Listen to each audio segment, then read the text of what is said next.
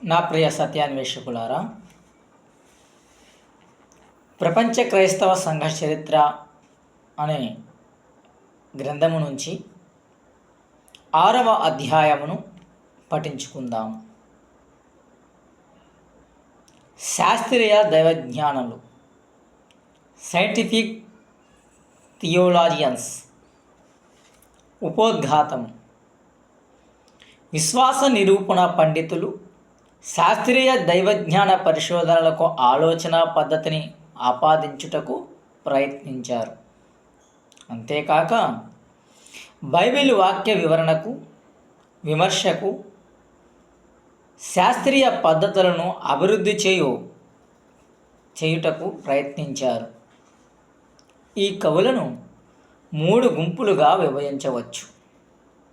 1. అలెగ్జాండ్రియాలో జీవించిన వారు, ప్యాంటాయనస్, claimant, ఓరిగన్, అథనేసియన్, Cyril మరియు ఇతరులు. 2. పశ్చిమ కవులు, జెరోమ్, ఆండ్రోస్, అగస్టీన్.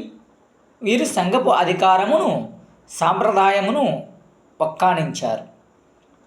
3. ఆఫ్రికా మైనరులో, సిరియాలో పరిచర్య చేసిన వారు, మాఫ్యూటియావాడగు థియోడర్, జాన్ క్రిసోస్టమ్ మరియు ఇతరులు. వీరు బైబిల్ పఠనకు సామాన్య సాహిత్య రీతిని అవలంబించారు. కనుక శాస్త్రీయ దైవజ్ఞానులు బైబిలును శాస్త్రీయ పద్ధతిలో వివరించి అభివృద్ధి చేయుట వారి ముఖ్య ఉద్దేశ్యం. 1. అలెగ్జాండ్రియా వేదాంతులు. క్రైస్తవ సిద్ధాంతం క్రమబద్ధంగా వ్రాయడంలో అలెగ్జాండ్రియా వేదాంతం చాలా ప్రాముఖ్యమైనది. క్రైస్తవేతర తత్వాలకు, హెల్లెనీ సంస్కృతికి ఈ పట్టణము ఒక ముఖ్య కేంద్రం. 2వ శతాబ్దపు చివరిలో అలెగ్జాండ్రియాలో క్రైస్తవ పాఠశాల స్థాపించబడింది. ప్యాంటాయనస్ దీని ప్రథమ అధికారి. ఇతడు ఇండియాలో కూడా సువార్త ప్రకటించినట్లు చెప్తారు. మానవ స్వభావం మీద విశ్వాసము గల వ్యక్తి. విగ్రహారాధికుల నుండి మారిన అలెగ్జాండ్రియా పాఠశాల ప్రాథమిక విశ్వాసుల నాయకుడు. ప్యాంటాయనస్ 190 వరకు అధికారము వహించెను. అతని గ్రంథములు నిలిచి ఉండలేదు గనుక అతని తరువాత ప్రసిద్ధులను కనుగొనవలసి వచ్చింది. శ్రమలలో అతనిని పట్టణము వదిలి పొమ్మన్నారు. అలెగ్జాండ్రియా వాసి అయిన క్లైమెంట్ 150 నుంచి 215 వరకు. క్లైమెంట్ అలెగ్జాండ్రియా నగరానికి చెందినవాడు. బహుశా ఏథెన్స్లో జన్మించి ఉంటాడు. ఇతడు అన్యమతస్థులైనను సత్యాన్వేషి క్రైస్తవ తత్వం ఇతనిని ఆకర్షించింది. అలెగ్జాండ్రియా వచ్చి కెటికిటల్ కళాశాలకు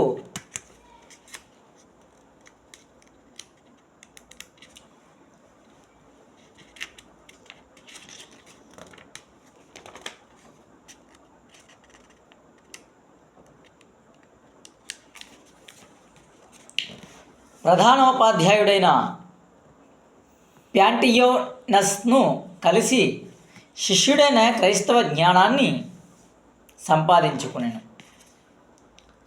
తరువాత ప్రెస్బిటర్గా అభిషేకించబడి గురువు స్థానములో ప్రధానోపాధ్యాయుడయ్యాడు. అతడు address to the Greeks, the tutor, the miscellanies the outline of the scripture interpretation అను గ్రంథములను రాశాను. దేవుడు ఒక్కడే అనేది క్లెమెంట్కు అతి ప్రాముఖ్య సిద్ధాంతం. మొదటి గ్రంథము విగ్రహారాధికులను మార్చుటకు ఉద్దేశించబడింది. రెండవది క్రైస్తవ జీవితము జీవించుటకు సామాన్య సలహాలు క్రొత్త విశ్వాసులకు ఇవ్వబడినవి. మూడవది అన్యుల తత్వము కంటే క్రైస్తవ్యము యొక్క ఉన్నతి చూపించుటకు ఉద్దేశించబడినది. చివరిది వివిధ లేఖనాంశములపైనను దుర్బోధలకు వివరణలను ఇవ్వను ఉద్దేశించినవి. క్లెమెంట్ రచనలలో గ్రీకు తత్వము ప్రాముఖ్యముగా ప్లేటో తత్వము ప్రాముఖ్యత వహించెను. ప్రథమమైనదిగా ఉండెను. మతరహిత సాహిత్య పద్ధతిలో క్రైస్తవ్యమును వివరించుటలో సంఘ చరిత్రలో అది ప్రథమమైనదిగా ఉండెను. అట్లు క్రైస్తవ్యము మరియు గ్రీకు తత్వము సమతుల్యత పరచబడెను. క్రైస్తవ మర్మము అభివృద్ధికి క్లెమెంట్ కృషి చేశాను. ఆత్మ పవిత్రత ప్రాథమిక గమ్యము. అంతములో అందరూ రక్షణ పొందలను సిద్ధాంతమును ఒప్పుకొనలేదు. లోగోస్ ధ్యానము వలన క్రీస్తు నుండి సత్య జ్ఞానోక్తి పొందదరనియు అది పాపముల నుండి విడిపించి పవిత్రతకు నడిపించునని నమ్మెను. ఈ క్రైస్తవ మర్మములో ప్రభువు శ్రమలు మరియు మరణము ప్రాముఖ్యత లేదు. క్లెమెంట్ ప్రాముఖ్యముగా జ్ఞానవాదాన్ని ఎదుర్కొనేను. జ్ఞాన పరిపూర్ణతకు క్రైస్తవ వేదాంతము క్రీస్తు మూలమని తెలిపెను. లోగోస్ అయిన క్రీస్తు దేవుని ప్రత్యక్షత అనెను. అమరత్వం పొందాలనిన బాప్తిస్మము ప్రభుభోజనాచారము సాధనాలని తెలిపెను. బహిరంగ ఆరాధనలో లేఖనాలు చదవాలివ్వడం ఉపవాసాలు ఉండడం ప్రాముఖ్యమైనను. తదుపరి ఓరెగాన్ 185 నుంచి 254 వరకు. క్లెమెంట్ పనిని అతడు కొనసాగించాను. ఇతడు క్రైస్తవ తల్లిదండ్రులకు జన్మించాను. 15 ఏళ్ల వయస్సులో అతడు హస్తసాక్షి కాకుండా ఇతని తల్లి కాపాడాను. ఒక పాఠశాల అధికారి అయ్యాను. సంఘ పెద్దగా అభిషేకము పొందెను. అది వివాదమైంది. యవ్వనములో పరలోక రాజ్యముకై శ్రమలను అనుభవించుటకై నపుంసకుడవ్వడమే అందుకు కారణం. ఇతడు కారాగార శిక్ష అనుభవించుటయేగాక బహు క్రూరముగా హింసించబడి మరణించెను. ఇతడు అనేక పుస్తకములు రచించెను. పాత నిబంధన వైభాషికములు 6 భాగములు ఇతని ముఖ్య ప్రచురణములు. బైబిల్ మీద వ్యాఖ్యానము రాసెను. ప్రతి భాగములు ఇతని ముఖ్య ప్రచురణములు. బైబిల్ ప్రతి పాఠములో కూడా 3 అర్థములున్నని వివరించాను. 1 అక్షార్థము, 2 నీతి అర్థము, 3 శ్లేషార్థము. శరీరము, ప్రాణము, ఆత్మలో ఆత్మ ప్రాముఖ్యమైనది. ఉదాహరణకు రాహాబు కథ ఎర్రని దారము క్రీస్తు రక్తమునకు సూచనను. ఇట్టిది కొంత ప్రమాదకరమే. ఎందుకనగా పాత నిబంధనలోని ప్రతి వాక్యములో ఇట్టి భావనాశీలము వచ్చెను. క్రైస్తవ సాంప్రదాయమును కాపాడుటకు కృషి చేశాను. క్రైస్తవ వేదాంతము గురించి తన మొదటి సూత్రములు అను గ్రంథమందు వ్యాఖ్యానము రాశాను. అలెగ్జాండ్రియా కవులలో పేరెన్నికాన్ వాడు ఓరిగన్ 202 నుంచి 232 వరకు పాఠశాల నడిపించాను. పాలస్తీనాలోని కైసరియాకు వెళ్ళాను. అతడు ప్రథమ వేదాంతిగా పేరెన్నిక పొందెను. వాక్యమునకు రూపాలంకారక వివరణ శాస్త్రీయ పద్ధతిలో తెచ్చాను. వీటి ప్రారంభము అలెగ్జాండ్రియా వాడకు ఫిలోలో కనబడెను. ఈ ఫిలో క్రీస్తు కాలములో జీవించి గ్రీకు తత్వమునకును మరియు యూదా ఆలోచన సమన్వయముకు కలిగి పాత నిబంధనలో దాగిన భావముల పరిశోధన ద్వారా వివరించాను. ఫిలో తరువాత క్రైస్తవ కవులు రూపకాలంకార పద్ధతిని సంపూర్ణముగా అభివృద్ధి చేసిన ఆధిక్యత ఓరిగెన్కే చెందినది. వాక్యపు లోతైన సాహిత్యం పరిపక్వ విశ్వాసిక మాత్రమే గ్రాహ్యమైనను. అయితే తాను చెప్పినది కొన్నిసార్లు వాక్యములకు సంబంధించినదిగా లేకుండెను. ఓరిగెన్ వేదాంతిగా జ్ఞానిగా భిన్న వయస్సులోనే 10 మందికి పరిచయం అయ్యాను. కిటికిటికల్ పాఠశాలకు ప్రధానోపాధ్యాయునిగా పనిచేశాను.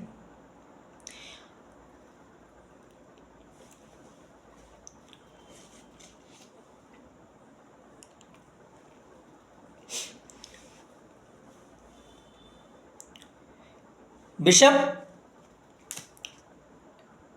డిమిట్రియన్ ఓరిగెన్ సిద్ధాంతములో విభేదించాను కనుక అలెగ్జాండ్రియాలో బిషప్పులను సమావేశపరిచి ఓరిగెన్ బహిష్కరించబడెను.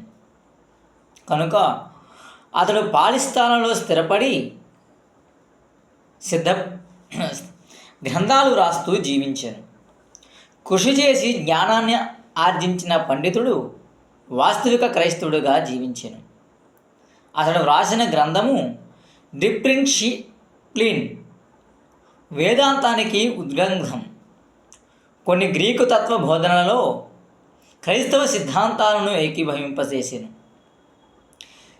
సెల్సెన్ క్రైస్తవ్యంపై చేసిన విమర్శలకు సమాధానముగా ఎగనెస్ట్ సెల్సెన్ అనే పుస్తకాన్ని వ్రాశాడు. వాక్యమైన క్రీస్తు అజ్ఞానులను పిలవడానికి వచ్చాడనను. ఓరిగెన్ వేదాంత శాస్త్రములో లోగోస్ వేదాంతిగా నిలిచాడు. జ్ఞానవాద బోధకు ప్రతికూలముగా విశ్వాన్ని సృష్టించిన దేవుడు పరిశుద్ధుడని, పరిపూర్ణమైన దేవుడని ఓరిగెన్ తెలియజేసాను. క్రైస్తవుల గురించిన వదంతులు ప్రజలలో ప్రబలంగా రోమాయందలి తత్వసిద్ధాంతియగు సెల్సన్ క్రైస్తవ మతమునకు వ్యతిరేక వ్రాతలు వ్రాసాను. వాటిని ప్రతిఘటించుచు ఓరిగెన్ పెక్కు వ్యాసములు వ్రాసాను. ఓరిగెన్ వ్రాసిన గ్రంథములు, ఉత్తరములు, వ్యాసములు, విమర్శలు, పశ్చాత్తాపములు, సూత్రములు, మరికొన్ని ఆచరణీయ రచనలు మొత్తం కలిసి కొన్ని వేల సంఖ్యలో ఉన్నవి. ఆయన బైబిల్ అంతటి మీద వ్యాఖ్యానములు వ్రాసాను. అవి సహాయకరముగా నున్నను ఎక్కువ అలంకారములే. అతని రచనలో ప్రాముఖ్యమైనవి ఉన్నత విమర్శ మరియు పఠన పద్ధతులు. ది హెక్సాప్లా అను అతని మొదటి గ్రంథములో అనేక హిబ్రూ మరియు గ్రీకు పాఠాంతరములు సమాంతర వరుసలలో వ్రాయబడిను. రెండవ పుస్తకము టెట్రాప్లాలో హెక్సాప్లాకు చెందిన 4 గ్రీకు పాఠాంతరములు ఉన్నవి.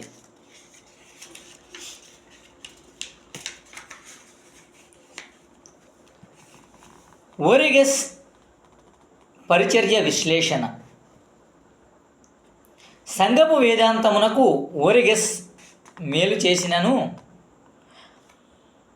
అతని భావములు అందరినీ ఒప్పింపలేకపోయాను.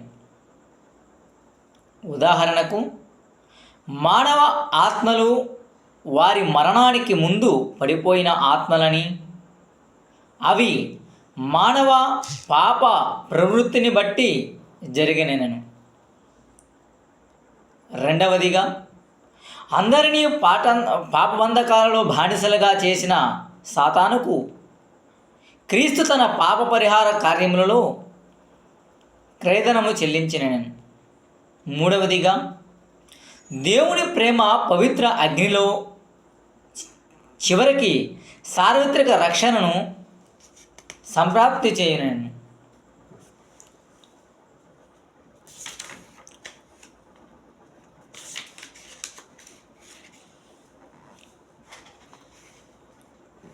అయితే సార్వత్రిక పునఃస్థాపన లేక సార్వత్రిక రక్షణ ఎట్లు సంప్రాప్తమో వివరణ ఇవ్వలేదు. అతని అనుచరులు ఆయన ఊహలను సలహాలను ఆయన సిద్ధాంతాలుగా చేసిరి, వాటిని ప్రచురించుటకు ప్రోత్సహించిరి. అతని సాహిత్యములో 3 ముఖ్య లక్షణములు పెనవేసుకొని పోయినవి: వివరణలు, ఆత్మీయత మరియు ఊహాజనిత వేదాంతము.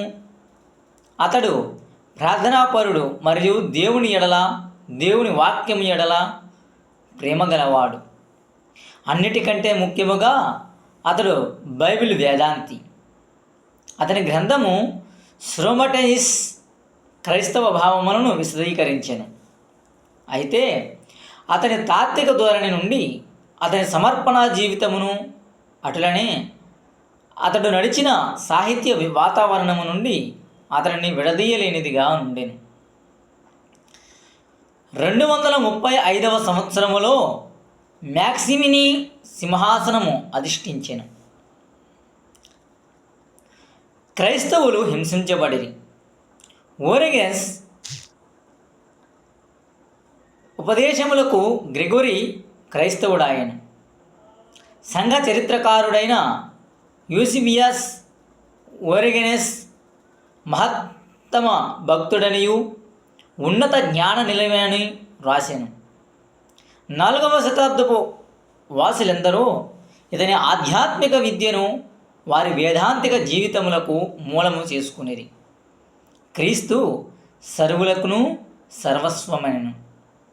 నా ప్రియ సత్యాన్వేషకులారా, ఈ యొక్క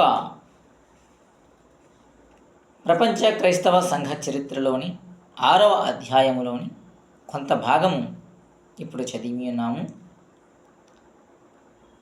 మరికొంత తదుపరి వీడియోలో మిగిలిన భాగము చదువుకుందాము. మా యొక్క ఛానల్ మీకు నచ్చినట్లయితే సబ్స్క్రైబ్ చేయండి, లైక్ చేయండి, షేర్ చేయండి.